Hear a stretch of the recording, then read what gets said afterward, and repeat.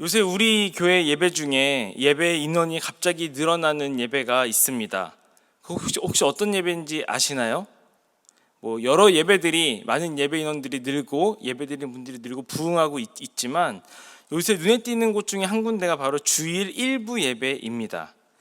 주일 일부 예배는 주일 아침 6시에 드리는 주일 첫 예배로 소성전에서 드려지는데요. 아시는 분들은 잘 아시겠지만 매주 성찬식이 진행되는 아주 전통적이고 경건한 분위기 가운데 드려지는 은혜로운 예배입니다. 원래 주일 일부 예배는 목사님들 포함 약 20명 정도의 성도님들이 모이는 예배였습니다. 이 예배 인원이 거의 변동 없이 오랫동안 유지가 되었었는데 요새 갑자기 늘어서 지금 한 40명이 넘는 성도님들이 예배를 드리시곤 합니다.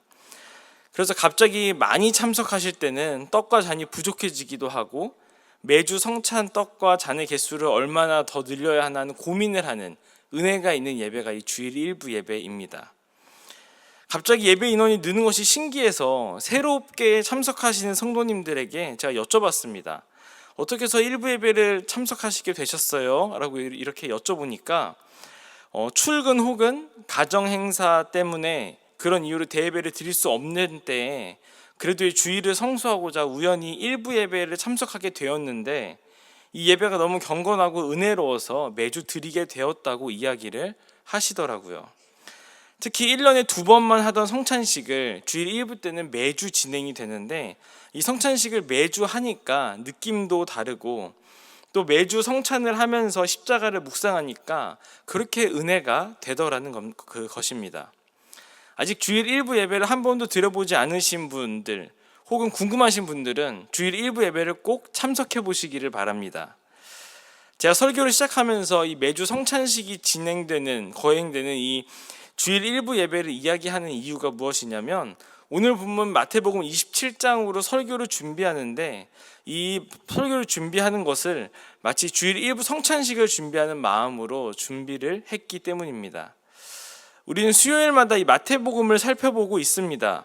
오늘 말씀을 전하기 위해 제가 이제 마태복음 27장 본문을 묵상하는데 이 본문을 읽으면 읽을수록 너무나 아쉬운 겁니다. 무엇이 아쉬웠냐면 제가 이 설교를 하게 된 타이밍이 너무나 아쉬웠습니다.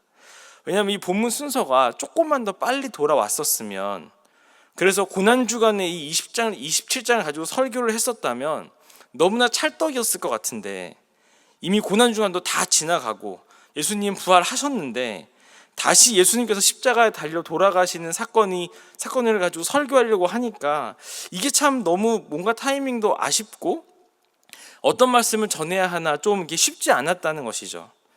그런데 이 말씀을 묵상하는 가운데 하나님이 이 주일 일부 예배 성찬식을 생각나게 하시더라고요. 그리고 매주 성찬식 가운데 십자가를 묵상하는 것이 은혜가 되는 것처럼 예수 그리스도의 십자가를 묵상하는 것은 타이밍이 중요한 것이 아니라 매주, 매일, 매 순간 우리가 잊지 말고 묵상하며 은혜를 받아야 한다는 것을 이 말씀을 준비하면서 새삼 다시 한번 생각하게 되었습니다. 우리가 예수님의 십자가 사건을 묵상하는 것은 고난주간에만 은혜가 되는 것이 아니라 매 주일, 매일, 매 순간순간 은혜가 되는 줄 믿습니다. 저는 오늘 이 마태복음 27장의 말씀, 예수님께서 잡히시고 모진 고초와 고난을 당하시고 십자가를 지신 이 일련의 과정 중에서 특별히 이 빌라도 앞에서 재판을 받는 장면을 가지고 하나님의 섭리에 대해서 한번 같이 나누어 보려고 합니다. 오늘 이 예배, 이 말씀 가운데 놀라운 하나님의 섭리에 대해 묵상하며 깨닫고 하나님이 주시는 위로와 힘을 얻는 은혜가 여러분 모두에게 임하기를 주님의 이름으로 간절히 축복합니다. 오늘 본문을 통해서 우리가 살펴볼 수 있는 하나님의 섭리에 대한 것 첫 번째는요, 거짓과 탐욕이 이끌어가는 것 같은 세상 속에서도 하나님은 하나님의 뜻을 이루어 가신다는 것입니다. 오늘 우리는 이 마태복음 27장 26절 한 절만 읽었지만 이 빌라도 앞에서 재판을 받는 장면은 11절부터 26절 꽤 긴 부분에서 소개되고 있습니다. 연세 많으신 분들은 이제 배너라는 영화도 아실 건데, 배너나 패션 오브 크라이스트 등 여러 영화들에서도 소개하고 있는 이 장면을 많이 TV에도 나오고 영화도 나오고 그런 장면인데요. 너무나 우리가 잘 알고 있는 장면인데, 여러분들은 이 장면을 읽거나 볼 때 어떤 느낌을 받으십니까? 저는 뭔가 불편하면서도 익숙한 이런 이상한 느낌을 받습니다. 왜냐하면 이 11절부터 26절까지 예수님께서 빌라도 앞에서 재판받으시는 장면은 처음부터 끝까지 인간의 거짓과 탐욕과 정치와 겉모술수로 가득 채워져서 일이 진행되는 것처럼 보이기 때문입니다. 잡히신 예수님은 곧장 빌라도 총독 앞에 서게 됩니다. 종교 지도자들은 이때가 기회다 싶어서 예수님을 막 고발하기 시작하죠. 없는 말 지어서 하는 것은 말할 것도 없고, 예수님이 하셨던 말을 가지고 죄를 꾸며내서 없는 죄를 있는 것처럼 이렇게 있는 말 없는 말 가릴 것 없이 예수님을 고발하고 거짓 증언하면서 십자가에 못 박으려고 했던 것입니다. 그런데 문제가 뭐냐면, 빌라도가 보기에 이들의 증언과 고발의 내용이 얼토당토 않는 것이었을 뿐만 아니라 사형에 처할 만한 죄도 아니었다는 것입니다. 당시 종교 지도자들이 예수님에게 화가 난 가장 큰 이유는 신성모독 때문이었습니다. 예수님이 하나님을 아버지라고 부르고 하나님과 아들은 하나라고 이야기하시고 또 죄를 사해준 행위 등을 하셨기 때문에 이런 예수님을 이 유대 종교 지도자들은 용납할 수가 없었던 것이죠. 하지만 로마 총독 빌라도에게 유대교 안에서 일어난 이런 신성모독은 죄가 아니라 그냥 논쟁거리 정도의 이슈였을 것입니다. 그렇기 때문에 이것으로 예수님을 고발할 생각은 하지 못했습니다. 그래서 이 종교 지도자들이 빌라도를 설득하기 위해 예수님에게 씌운 죄목이 있었는데, 그것이 무엇이냐면 바로 반란죄였습니다.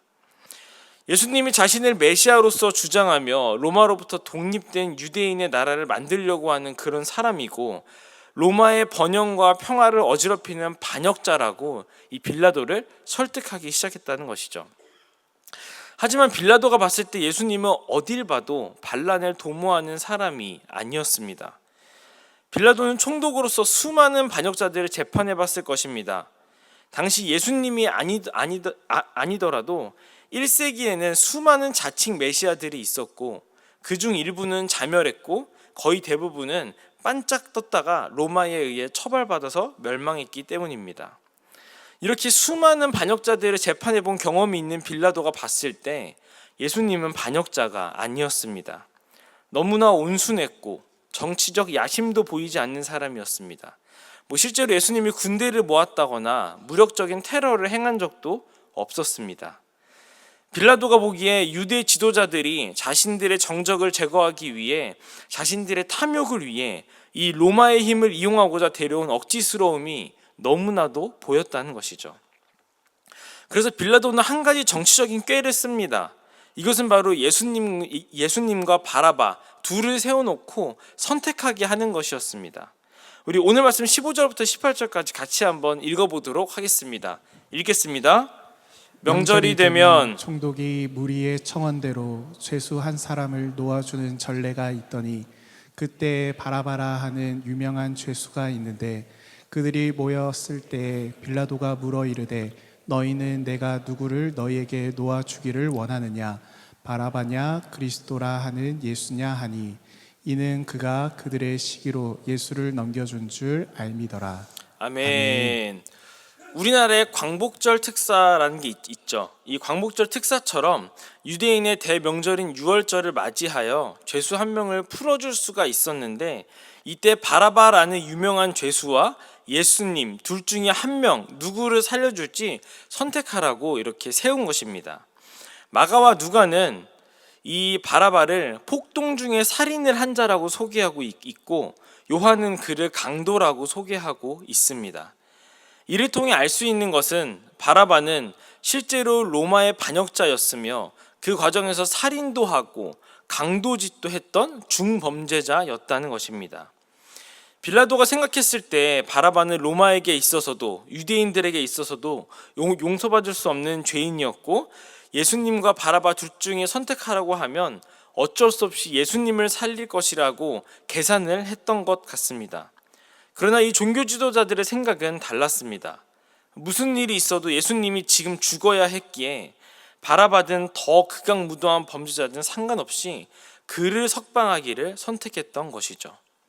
결국 빌라도는 유대 지도자들과 유대 무리들의 성화와 독촉에 못 이겨서 총독으로서 또 정치적인 피해가 있을까 하는 걱정에 그들에게 굴복하고 맙니다. 그리고 예수님을 내어줍니다.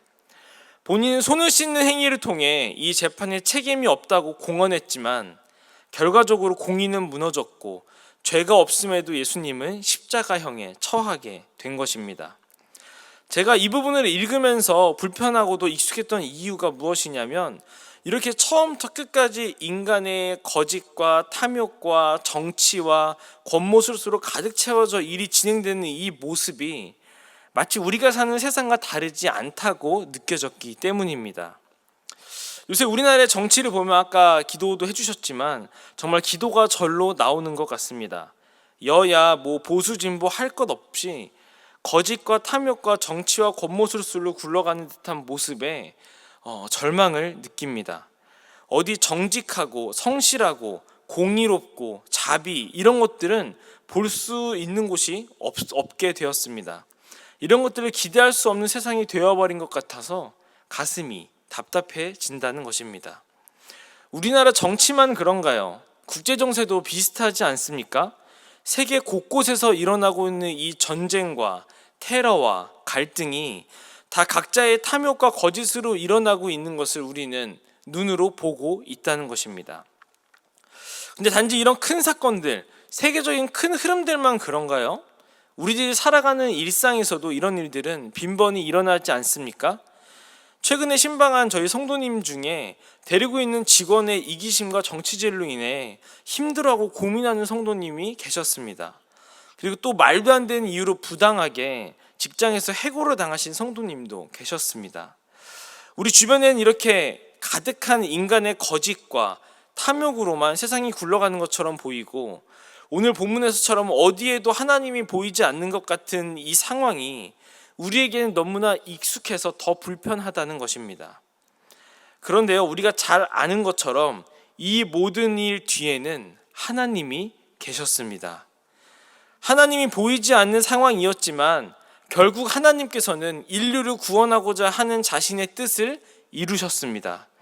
모든 거짓과 탐욕과 권모술수와 잔인한 폭력으로 가득한 세상에서 구원을 이루셨습니다. 유대 종교 지도자들이 자신들이 승리했다고 생각한 십자가가 하나님께서 마련하신 구원의 방편이 되었습니다. 사랑하는 성도 여러분, 우리가 살면서 하나님의 살아계심, 나와 함께 계심, 나를 굳게 붙들고 계심을 느끼는 적이 얼마나 자주 있으십니까? 그런 것들이 느껴질 때면 너무나 감사하고 감격스럽죠. 하지만 삶의 대부분의 시간에 하나님을 느끼지 못하고 살아가는 때가 더 많으실 것입니다. 아니, 오히려 하나님이 안 보이시는 것 같은, 하나님이 보고 계시고 나와 함께 계시다면 절대 가만둘 리 없는, 이해도 안 되고 어이도 없고 억울한 일들이 우리에겐 너무나 자주 우리 눈에 보이고 또 우리가 직접 경험하기도 한다는 것이죠. 그러면 우리의 마음은 참 참담하고 낙담이 될 것입니다. 갑자기 교회를 안 나온다든지 하나님 이제 못 믿겠습니다 그런다든지 이러지는 않으시겠지만 괜히 교회 가기 싫기도 하고 기도해봤자 뭐하나 싶은 생각이 들면서 우리의 신앙이 약해질 수도 있고 흔들릴 수도 있다는 것이죠. 그럴 때 우리는 오늘 말씀을 기억하여 소망을 가지고 이겨낼 수 있어야 합니다. 하나님께서는 결국엔 하나님의 뜻을 이루십니다. 세상이 인간의 거짓과 탐욕과 권모술수와 폭력으로 굴러가는 것 같아 보여도 결국엔 하나님께서 모든 것을 주관하시고 하나님의 뜻대로 이끌어 가십니다. 그 하나님이 선하신 하나님이자 우리의 아버지가 되시는 하나님이시기에 우리는 어떠한 상황 가운데서도 소망을 가질 수 있는 것입니다. 어떠한 절망적인 일들 가운데서도 다시 일어설 수 있는 것입니다. 혹시 지금 이 자리에 삶 속에서 하나님이 보이지 않는 억울하고 힘든 일을 겪는 성도님이 계십니까? 하나님께서 계십니다. 하나님께서 일을 하십니다. 하나님께서 여러분들을 붙들고 계십니다. 하나님께서 그 모든 것들 선하게 인도하실 것입니다. 이 오늘 말씀 기억하여서 이 놀랍고 강력한 하나님의 섭리 가운데 위로받고 힘을 얻을 수 있는 저와 여러분 될 수 있기를 주님의 이름으로 축복합니다. 그런가 하면 오늘 본문을 통해서 우리가 살펴볼 수 있는 하나님의 섭리에 대한 것 두 번째는요, 절대 하나님을 만나지 못할 것 같은 사람도 하나님은 찾아가 주시고 구원하신다는 것입니다. 우리가 오늘 읽은 이 마태복음 27장에서 주인공은 단연 예수님이십니다. 그런데 예수님 말고 다른 한 사람을 주인공으로 뽑아보라면 저는 바라바를 주인공으로 꼽을 것 같습니다. 바라바를 왜 또 다른 주인공으로 뽑겠냐면 무엇보다도 이 사건 27장의 예수님으로 인한 이 사건을 통해서 가장 큰 수혜를 입은 사람이 바로 바라바이기 때문입니다. 앞에서 말한 것처럼 바라바는 중대한 범죄를 지은 죄인이었습니다. 반역자요, 강도이자 살인자로 로마든 유대인이든 어디서든 용서받을 수 없는 사람이 이 바라바였습니다. 그리고 죽음을 앞둔 사형수였습니다. 성경을 연구하는 주석가들은 이 빌라도가 골고다에 세운 3개의 십자가는 원래 바라바와 그의 부하 둘을 처형하려고 준비했던 것이라고 이야기를 합니다. 그러니까 원래 유월절 전날 골고다에 있던 십자가에 달려 죽어야 하는 사람은 예수님이 아니라 바라바였었다는 것이죠. 그런데 죄인 바라바는 사형을 면하고 죄 없으신 예수님이 대신 십자가에 못 박혀 죽으신 것입니다. 내일 아침이면 십자가에 매달려 처참하게 죽을 운명이었는데 갑자기 다른 사람이 그 자리에 매달리고 바라바는 석방이 되고 자유의 몸이 된 것입니다. 이 사건은 죄 없는 사람이 죄 있는 사람을 대신하여 죽음으로 죄사함을 받는 이 하나님의 구원 계획의 전형적인 모습이었습니다. 그리고 도저히 구원받을 수 없는 자를 구원해 주시는 십자가 구원의 은혜를 너무나도 잘 보여준 사건이었습니다. 그래서 이 4명의 복음서 기자들 모두가 이 사건을 기록하여서 우리는 마태복음, 마가복음, 누가복음, 요한복음 모두에서 이 사건을 볼 수가 있는 것입니다. 또 우리가 읽지는 않았지만 마태복음 27장에 예수님을 만날 수 없었던 사람이 우연히 예수님을 만나 인생이 변화된 한 사람이 또 등장합니다. 그 사람은 바로 32절에 등장하는 구레네 사람 시몬입니다. 예수님께서 이제 십자가형이 확정되고 골고다로 십자가를 지고 올라가는 길이었습니다. 가다가 기력이다 한 예수님께서 쓰러지시자 어떻게든 십자가와 예수님을 골고다로 끌고 가야 했던 이 로마 병정들은 지나가던 한 사람을 붙잡고 십자가를 대신 지고 올라가게 했는데 그 사람이 바로 구레네 사람 시몬이었습니다. 구레네는 아프리카 북부에 있는 해안 도시입니다. 아마 추측하기로는 이 시몬은 그리스계 유대인이었을 것으로 추측이 되는데요. 그렇게 먼 곳에서 살다가 정말 오랜만에 명절을 맞이하여 이 예루살렘에 왔고 사람들이 몰려있기를 무슨 구경이 났나 하고 갔다가 이 로마 병정들의 눈에 띄어서 예수님의 십자가를 대신 지게 된 게 바로 이 구레네 사람 시몬이었다는 겁니다. 이전에 예수님이 누군지 아무것도 모르는 사람이었고 어쩌면은 정말 몇 년 만에 와가지고 예수님에 대한 소식조차 처음 듣는 그런 사람이었을 수 있습니다. 그런 사람이었지만 이 십자가의 길을 걸으며 예수님을 가까이서 봤을 이 시몬은 그 이후 완전 인생이 변하게 됩니다. 마가복음에서 이 시몬을 소개하기를 알렉산더와 루포의 아버지라고 소개하고 있습니다. 그리고 로마서 16장에서는 루포의 가족에 대한 이야기가 나오는데요. 그러니까 이것을 통해서 우리가 알 수 있는 게 무엇이냐면 시몬이 그 이후에 어떠한 과정을 겪었는지는 모르겠지만 그 이후에 예수님을 믿게 되고 이 가정이 전부 다 구원을 받고 초대교회와 로마교회에 헌신된 믿음의 가정이 되었다는 것을 우리는 알 수가 있다는 것입니다. 사랑하는 성도 여러분, 저희가 이 새생명 축제 때 태신자를 작정하지 않습니까? 이제 그러면 꼭 1번, 2번에는 가족들의 이름을 적어내신 성도님들이 참 많습니다. 이걸 어떻게 그렇게 잘하냐면 여러분들이 적으신 태신자 카드를 우리 교구 목사님들은 전부 타이핑을 쳐서 정리하고 기도하기 때문에 누가 이번 연도엔 누구를 썼는지, 이분은 또 쓰셨는지 안 쓰셨는지를 저희는 다 알고 있습니다. 그런데 어느 날 보면 태신자 카드를 내시던 성도님들이 내지 않는 것들을 발견하게 됩니다. 그럼 이제 제가 살짝 가서 여쭤보죠. 권사님 오늘 이번에 태신자 카드 안 내신 것 같아요. 이렇게 여쭤보면, 목사님 제가 몇 년을 태신자 카드에 우리 남편 이름을 적어서 냈는데 이제는 써내는 것도 민망해서 이번에는 안 내려고요. 이렇게 말씀하시는 분들이 계시다는 것이죠. 오랜 기간 기도하고 복음을 전하려고 노력하고 교회에 한번 나와보게 하려고 별짓을 다해도 듣지도 않고 받아들이지도 않는 가족들, 이 태신자들 때문에 낙심이 된 것입니다. 그런 일들이 있을 때, 그런 낙심이 우리 가운데 찾아왔을 때 우리는 이 오늘 말씀을 기억할 수 있어야 합니다. 하나님의 은혜는 누구에게나 주어집니다.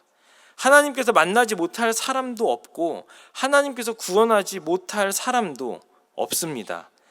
바라바와 같은 중범죄 사형수도 구원의 은혜를 주시고, 예수님을 만날 필요도 없었던, 만날 수도 없었던 시몬도 은혜로 예수님을 만나 구원받게 되었고, 이런 저와 여러분도 하나님께서는 그 은혜로 인하여 이 자리에 앉혀 주신 것입니다.